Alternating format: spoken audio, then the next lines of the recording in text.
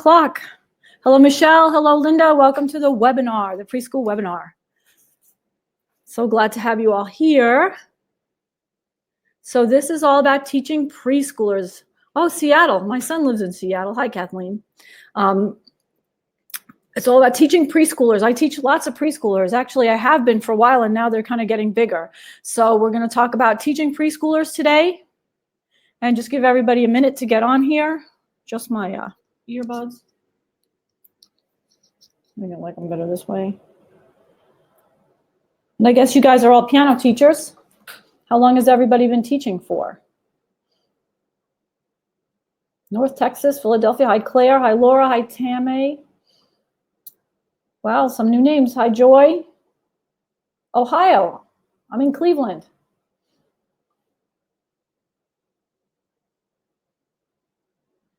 All right. So let's get started. Welcome to the webinar. I'm going to try to tell you all about teaching preschoolers. And we're going to start right here.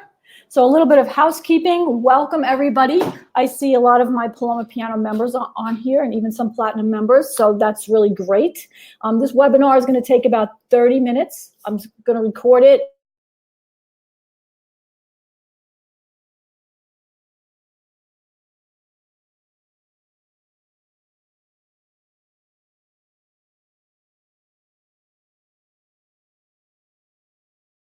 And we'll replay it.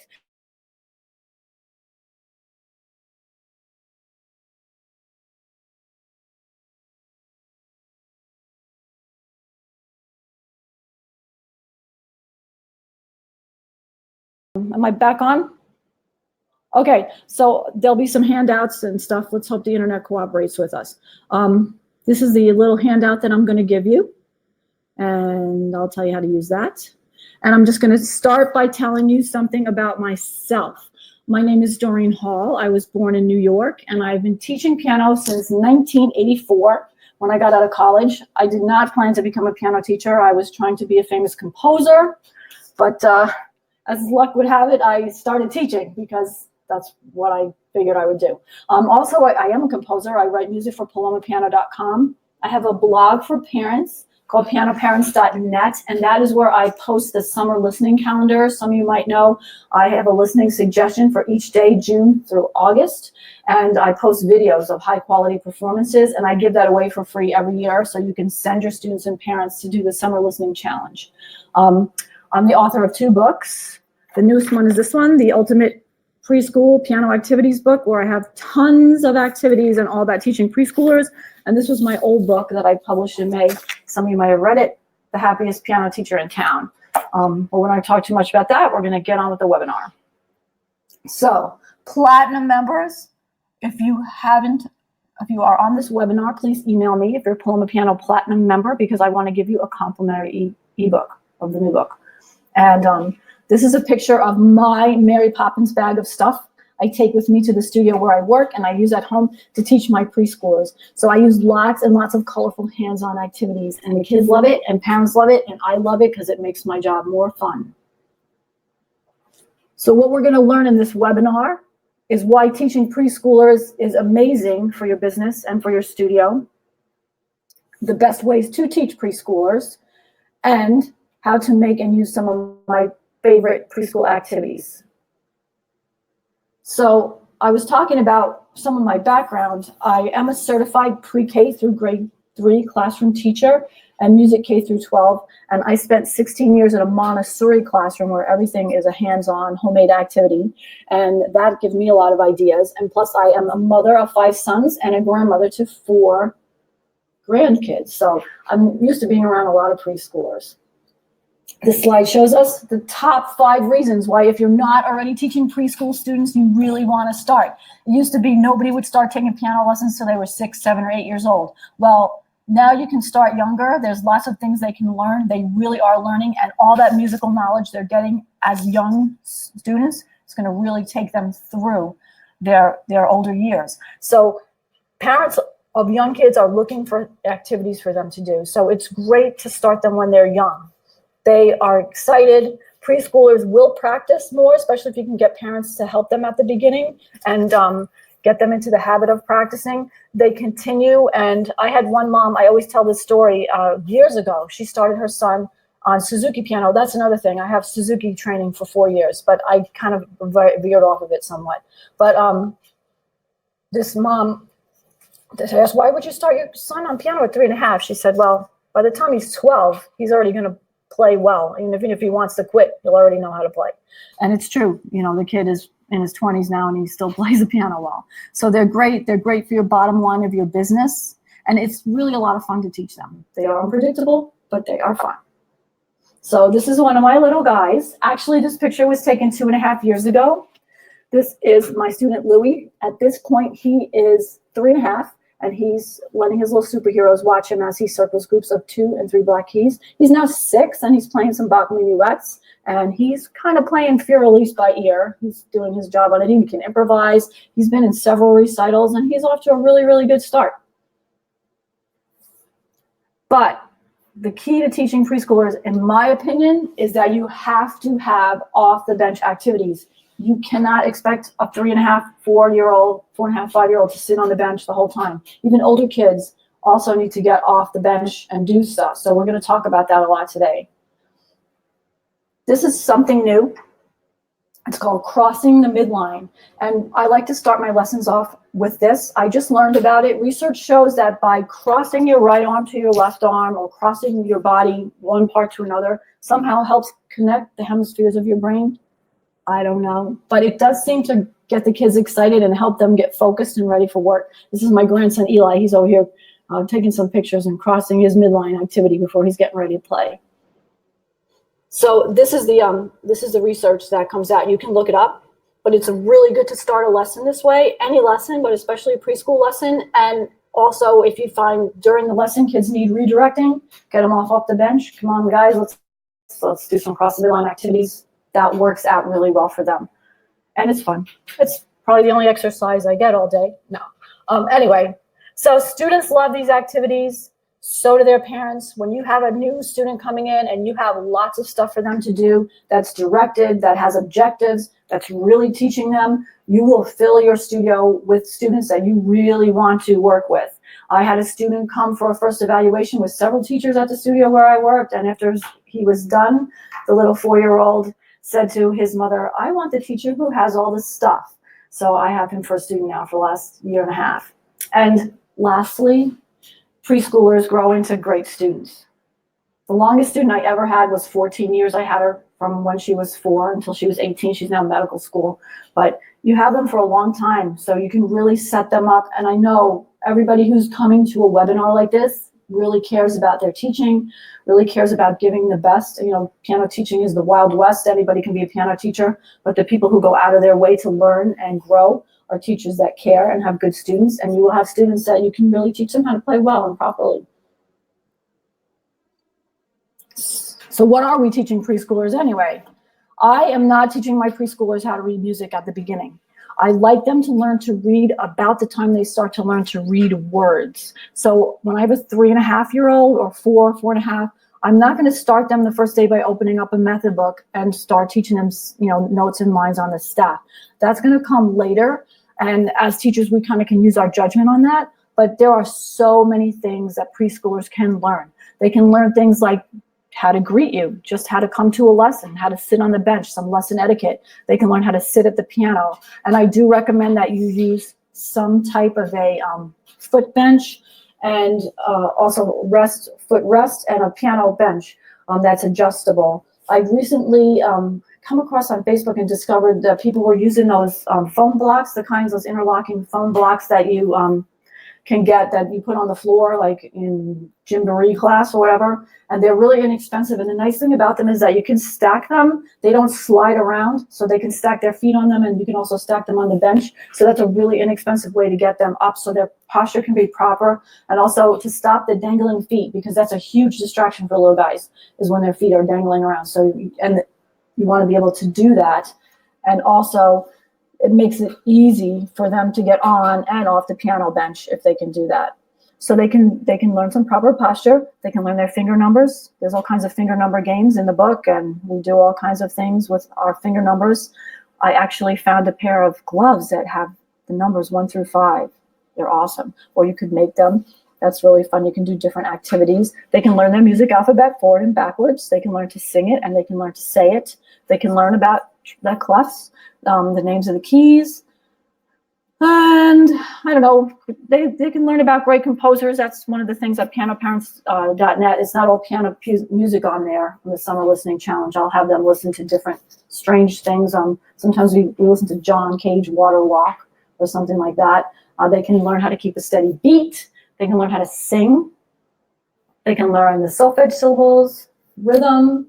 They can learn the definition of music. We spend a lot of time talking about what is music. How come the trees blowing and the birds outside are not music, but when you sit here and you play it, it is music. So we can talk about organized sound and rhythm, and we can find examples of what's music and what isn't music. So this really helps them to like conceptualize and integrate music as part of their life, as this language that they're going to have their whole entire time. So you can see the huge advantage that you're going to have starting young kids as preschoolers. And when parents see you talking about this stuff, they're also going to be sold on the fact that, wow, my son, my daughter really is learning music. They're not just here to play around.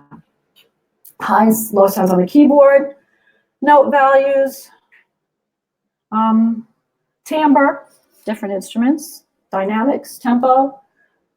They can listen to great music, and they can learn how to participate in a recital, how to bow, how to get up on the bench and present themselves. Little kids are not afraid to do this most of the time. And basic improvisation is really a must.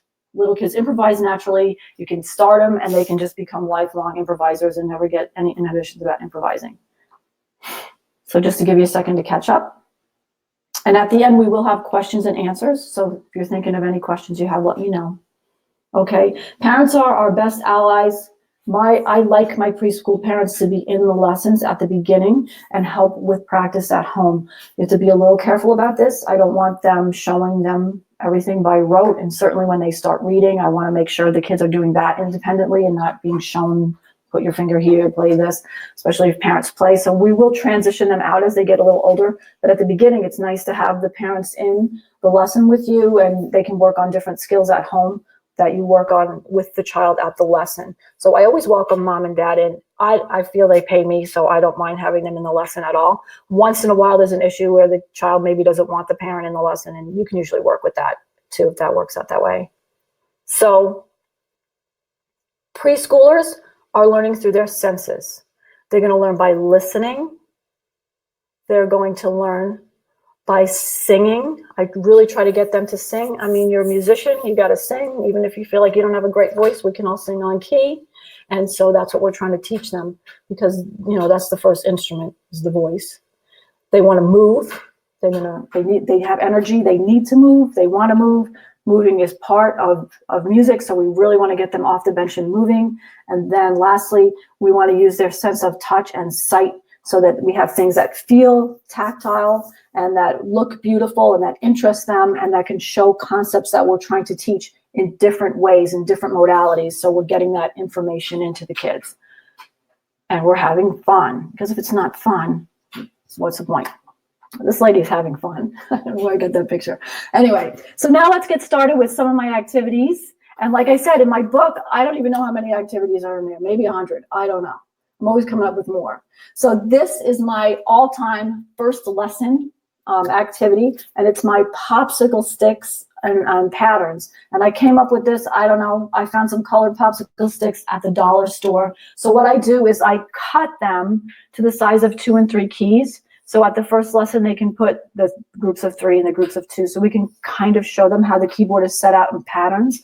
And then I'll make sticks also with all the different letter names of the keys. So usually at the first lesson, I'll set up the piano like this. And I put a red key on that last black key at the end, because that's always confusing. But so they'll set it up, and then I have them stand back and look how the keyboard is set up. Look how it's so logical. And we'll do that like for a while, several lessons. It's not just a one-time thing. All these activities you can do again and again. And eventually your students will say, oh, I want to do the dice activity, or I want to do this or that. So I just make them by cutting them, and then I glue them together 3 thick so that they're easier to pick up and they won't fall under your fall board like I've had happen to mine when I was only using them 1 popsicle stick thick. And if you can get colors, it's really good too. So what I do is then I put the letters on one side, because we do some different games with them where we like turn them over and then have the kids, you know, scramble them onto the right keys, or they pick a stick out of the pile and put it on the right key, all different things. Or they set out the sticks and then play the notes in a row. So there's different ways they can use these as they're doing them. We can also combine them with some of these other activities that I have. I make these little dice. You can get little ones like this, or you can go to Michael's and they have larger ones. I kind of like the larger ones a little bit better. We put the note names on them, and then they can roll the dice and put the popsicle sticks on the different keys or different things. As they learn a little bit of notation, they can write things. So you can do tons of stuff like that. Treble and bass clef, you can have them look at the treble side of the keyboard or the low side of the keyboard. There's one with numbers, that's finger numbers. So you might roll like A3 and a treble clef. So you put your third finger on A on the treble side of the keyboard. So we do that. And that's a great thing. They get to like run around a little bit. And then the other thing I like to use a lot is these glass beads. And I get them at the dollar store and also at the craft store. They come in beautiful colors, and there are literally dozens of ways you can use these. You can put them on different keys. My older kids will use them to keep track of how many times they played a certain passage. You can use them as points for doing different things. Just be careful if they're really little. You want to make sure they're kind of out of that putting things in your mouth stage. And just as an aside, anything I work on with the kids and anything I give them, I always give it to the parent, so that I'm not responsible for handing you a glass bead and, you know, whatever. I want to make sure mom gets it and parents have it and see everything that we're doing. And they can even do some of these at home too. So this just shows a bunch of the different activities, and this is on your cheat sheet too, so that you can see some of the different things that we use these for. So these are the activities. You can roll the dice and find notes. You can combine the different dice. You can put beads on the different notes. You can roll several dice at once. It's kind of endless.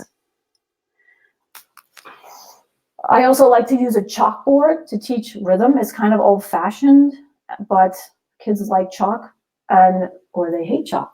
And so I also have a dry erase board because some of them don't like handling chalk. But we'll do like the rhythms and start to work on which beat is which and things like that. And you can do different things. They could tap it. One of the things I like is I get these cool wooden chopsticks. They're like pretty heavy and they're cheap, and we use them for all kinds of tapping rhythms or conducting, and they're really, really fun, especially for my students who happen to be from China and wonder why I'm using chopsticks during a piano lesson. We get a kick out of that. Anyway, here's one of my students, and he's practicing writing some quarter notes on the chalkboard by the piano. And here's another boy that's doing some tapping. There's his chopsticks. He's going to tap some quarter notes out and count to 4 so he can learn why there's 4 beats in a measure. He's a little further along. And then here's a girl who's actually started when she was 4. She's now 7, and she's working on her 8th notes. So the little yellow beads you see there are 8th notes and each beat. And so she's going to put those down. She's actually reading it from her book and putting it on the paper, and then she'll tap out the rhythm. And this is the last thing, which I think in my activity book is the first thing that I present. And this is my game class timer. And I love this thing. I used it when I was in the classroom. It's about a minute, and you can use it for so many things. It is just the best thing for getting kids directed.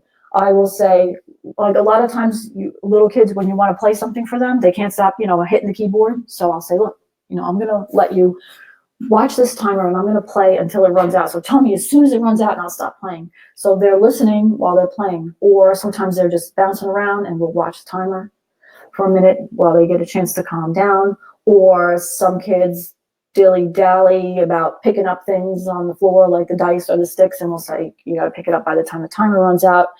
It's also great to have your class sit and watch the timer if you have a classroom or a group activity, just to get everybody centered, focused, and calmed down. So I never go anywhere without this thing. I really, really like it.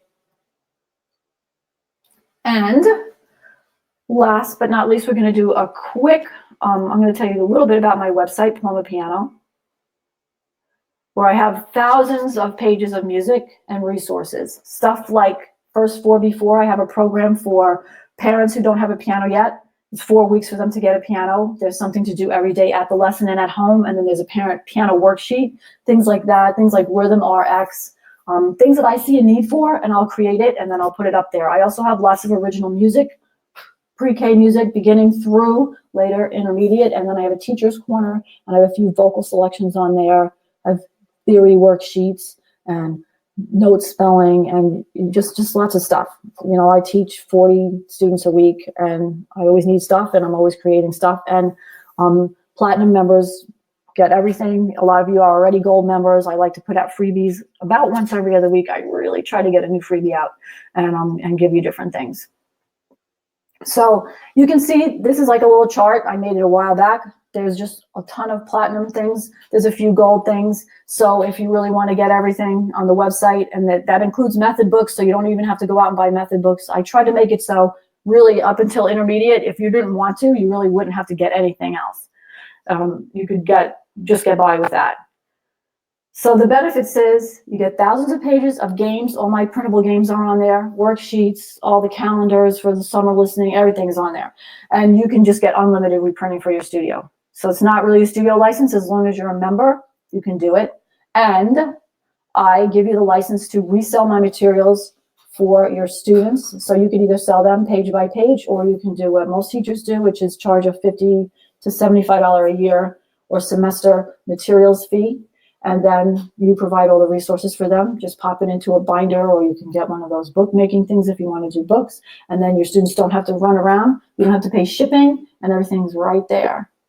So if you do the math, you can, save a few $1,000s a year, or earn a few extra thousand on your studio, and that could be enough to take a vacation. So that was my pitch, and I'm going to give you, let's see. No, I don't want to do this one. I'm going to do a slide out in case you want to pop over there and take a look at it. You have until midnight tonight to get the special pricing. So I'm giving a discount, which is about $127 yearly, $37 quarterly, or $14 a month if you join today. And today's webinar special, there it is. And also, if you join today, I'm going to give you a gift certificate for the free ebook, the new book that I just published last month. So as you can see, there's lots of pages of activities in here. And the first section is all about how to teach preschoolers, a lot of the rubrics that I use, and a lot of the objectives in teaching it as a teacher lingo, but where you're really going with it. So it's not just like a cookbook of activities, lots of stuff, but you'll get that free if you join today. And if you're already a platinum member, email me and I'll give you one too. Okay, so now we're ready for the question and answer period. So if anybody has a question, I'm ready to do my best to answer you.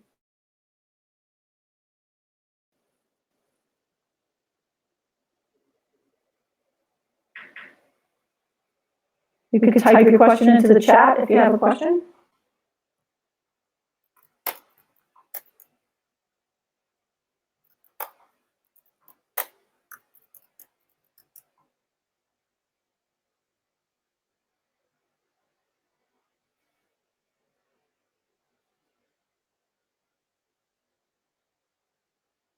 Wow, 44 years.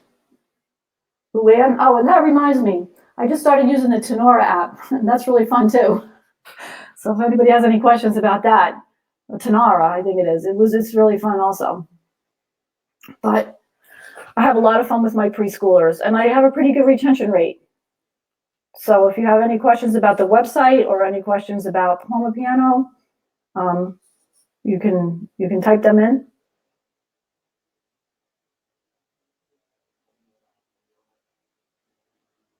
Well, I just started using Tenora, and it's a practice app that, Kathleen, are you a platinum member? Yes, the website will tell you if you're a platinum member. Okay. I know you were a platinum member. I think you're still a platinum member, Kathleen. I'll email you because I know you are a member. So I will let you know. Let's see. No questions, just a comment. Good stuff. I feel there are lots of opposites in music. High, low, up, down. Good stuff. Opposites in music that kids can learn. That's true. How long is a typical lesson for a preschooler? I do a regular 30-minute lesson. So they're just in my schedule. Some of my older kids take an hour, but that's what we do. We have a 30-minute lesson so I don't have to do anything. sorry, looks crazy. It really isn't. It's fun. The lesson paces really well. We do a little bit of on the bench activities and a little bit of off the bench activities. If you want to check out the book, it will tell you all about it. But it really will, Natalie. It's really fun, and they turn into really great students because they're really pliable at that age. And yeah, you do get some, here and there, somebody might melt down.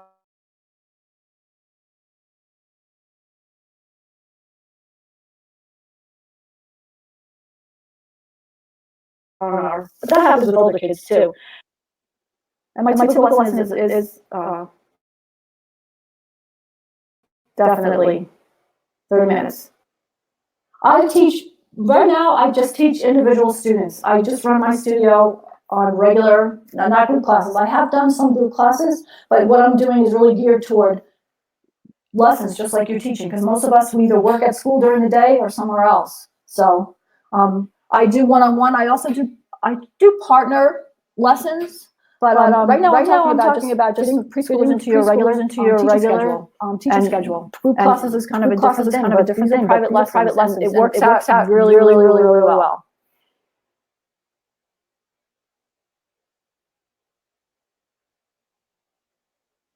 Oh, just the way the text came out earlier. Okay. No, I usually do a few different contexts. This is Chris's question. Do you fill 30 minutes with one concept? That activity centered around that concept. So it just depends. At the beginning, we're learning notes and keys. So I'll do some things with that. I also have a little primer book that I use, and I kind of teach them by rote, like they see this. I like to keep a print-rich music environment. I could probably do a whole workshop on how to do this, but we try to keep that out there. But we'll do a little bit of playing, finding notes, and then maybe we'll do some roll the dice activity, or we'll do the popsicle stick activity. So it's kind of child-led, so we can kind of see where they're going. Do I recommend acoustic pianos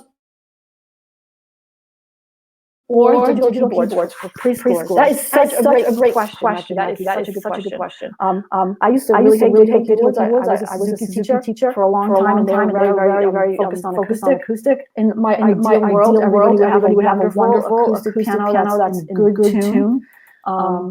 But that's not usually what it is. The world is going digital, and digital pianos have gotten better. So I feel like as long as it's got its own case with a weighted key, and it's the right height, it's got weighted keys or a full keyboard, that I go with digital is okay. I'd rather have that than like a junky old piano. Does my membership have to be a full year? Well, usually it is. You're supposed to commit for a year, but you can pay monthly or quarterly. So if you try out, so that's what we do there. But getting back to the piano issue. Yeah, I like acoustic is better, but if it's a quality digital piano with its own stand, what I don't like is tabletop keyboards. But I do encourage parents to get a piano within 4 weeks of taking lessons. Well, they have to, because I've had it drag on in the past where 6 months goes by and they still don't have a piano, which isn't good.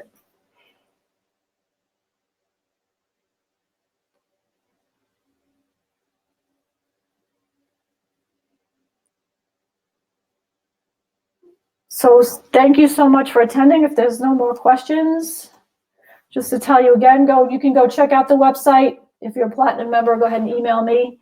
This is my new book. It's on Amazon.com. If you type in my name, you'll find it. This is my old book. It's not that old. I published it in May. This is more like a mindset book, and also lots of practical teaching advice. But I really thank all of you for coming. Thank you, Natalie. Thank you so much, all of you, for being here. And Kathleen, I will send you an email and let you know if you're a Platinum member. I think you are. You guys are very welcome.